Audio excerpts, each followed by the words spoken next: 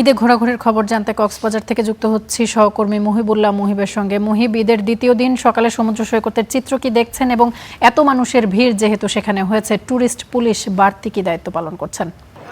তামান্না, শুধু এই ঈদে নয়, গেল ঈদেও কিন্তু বিপুল সংখ্যক মানুষের সংখ্যা ছিল এবং এবারও কিন্তু ব্যবসায়ীরা সেই ধরনের ব্যবসার আশঙ্কা করছেন এবং প্রায় 60 থেকে 70% কক্ষ ইতিমধ্যে অগ্রিম বুকিং হয়েছে। অর্থাৎ আজকে থেকে কক্সবাজারের বাইরের মানুষ, পর্যটকরা মূলত আসতে শুরু করেছেন। সেই হিসেবে আমরা আপনাকে দেখাতে পারছি যে সকাল থেকেই মূলত সমুদ্র সৈকত এলাকায় বিপুল সংখ্যক মানুষের উপস্থিতি আমরা আপনাদেরকে দেখাতে পারছি, যারা বিভিন্ন দূর দূরান্ত থেকে গতকালকে রাতেই গাড়িতে উঠেছেন এবং আজকে সকালে তারা কক্সবাজারে পৌঁছেছেন বলে আমাদেরকে জানিয়েছেন। আমরা অনেকের সঙ্গে কথা বলেছি, তারা বলছেন যে কক্সবাজার সমুদ্র সৈকত আসলে তাদের কাছে একটা ব্যতিক্রম পর্যটন কেন্দ্র, দেশের অন্যান্য পর্যটন কেন্দ্রগুলোর চেয়ে।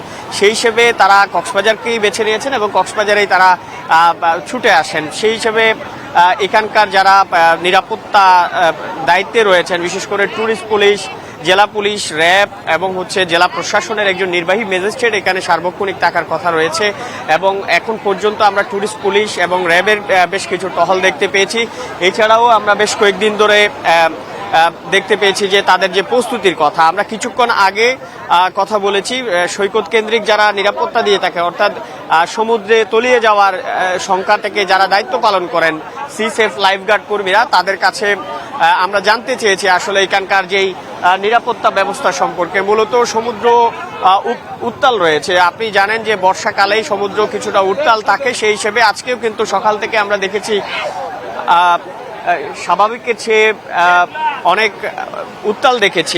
বিশেষ করে আমরা আবহাওয়া অধিদপ্তরের কথা বলেছি, তিনি বলেছেন জোয়ারের পানি আসলে স্বাভাবিকের চেয়ে 3 থেকে 4 ফিট উচ্চতায় প্রবাহিত হচ্ছে। সেক্ষেত্রে সি সেফ লাইফগার্ডের গুরুত্বটা এখানে আসলে সবচেয়ে বেশি এবং সেই হিসেবে ইমতিয়াজ আহমেদের সঙ্গে আমরা কথা বলেছি, সি সেফ লাইফগার্ড কর্মী।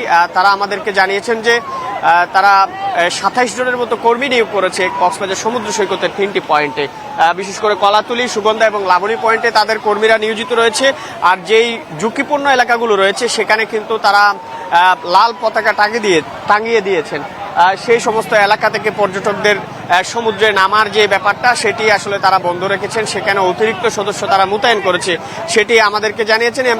এবং ইমতিয়াজ আহমেদ আরও বেশ কিছু তথ্য দিয়েছেন। এই 3টি পয়েন্টে যেহেতু পর্যটকরা নামেন এবং এখানে মাঝামাঝি বিভিন্ন স্থানে কিন্তু কিছু সরু খাল তৈরি হয়েছে, গুপ্ত খাল তৈরি হয়েছে, যেই এলাকাগুলোকে মূলত তারা ঝুঁকিপূর্ণ এলাকা হিসেবে নির্ধারণ করেছে। যেহেতু আসলে গেল 1-1.5 বছরে অন্তত 30 জনের মানুষ তলিয়ে যাওয়ার ঘটনা কক্সবাজার সমুদ্র সৈকতে ঘটেছে। বিশেষ করে ঈদকে কেন্দ্র করে ছুটিতে মূলত পর্যটকদের আনাগোনা যখন বৃদ্ধি পায় তখন কিন্তু এই ঝুঁকিটা বেড়ে যায় এবং নিরাপত্তা এবং হোটেলের যেই সার্বক্ষণিক পরিস্থিতি সব মিলিয়ে আসলে এখন পর্যন্ত পরিস্থিতি খুবই স্বাভাবিক রয়েছে এবং আগত পর্যটকরা তাদের উচ্ছ্বাস উদ্দীপনায় আসলে সমুদ্র সৈকত এলাকায় মেতে রয়েছে।